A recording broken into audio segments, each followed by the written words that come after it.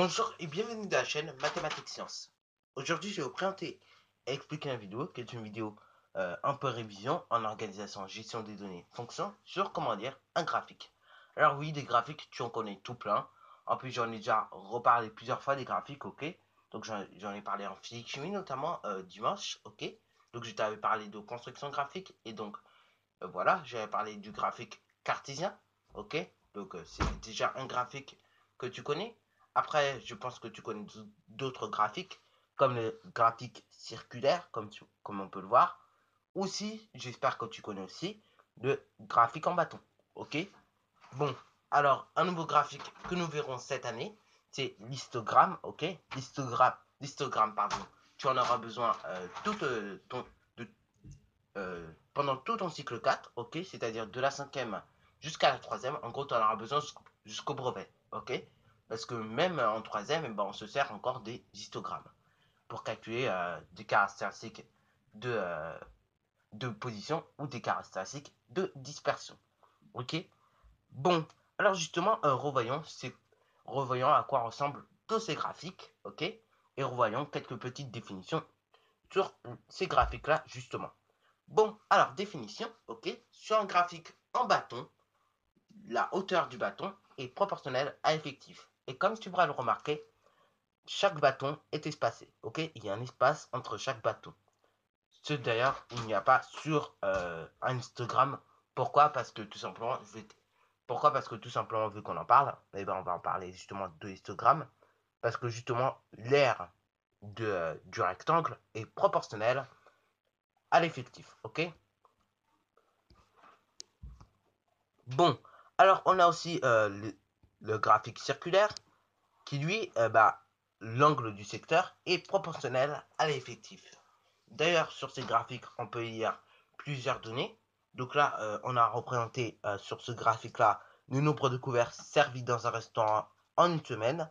Et donc là, on peut dire par exemple, donc on croise d'abord la ligne du mardi, on croise après l'effectif, et après, on peut dire effectivement qu'il y a eu 10 couverts servis le mardi. Ok. Là, on fait la même chose, sauf que ça va être différent.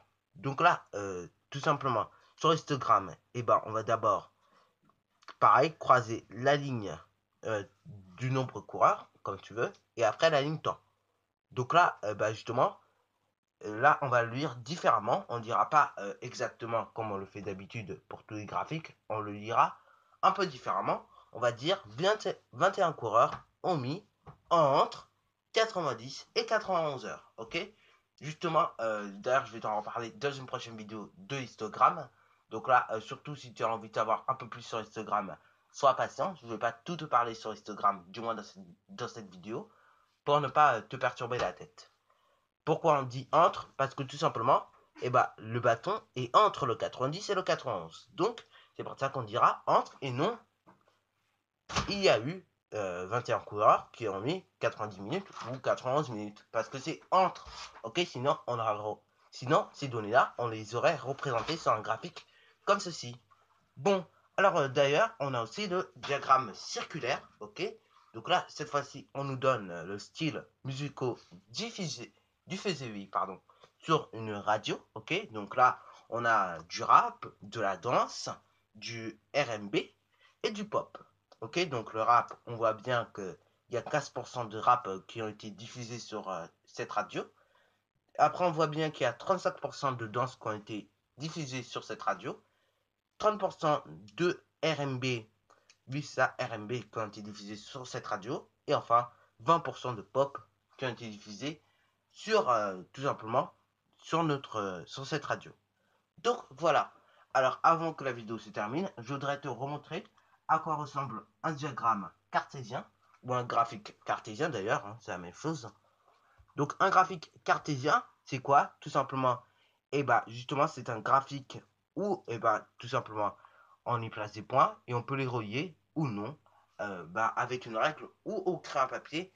Là, tout dépendra de la matière où tu es par contre. Parce que si tu es en mathématiques, tu verras bien qu'on les relie toujours à la règle.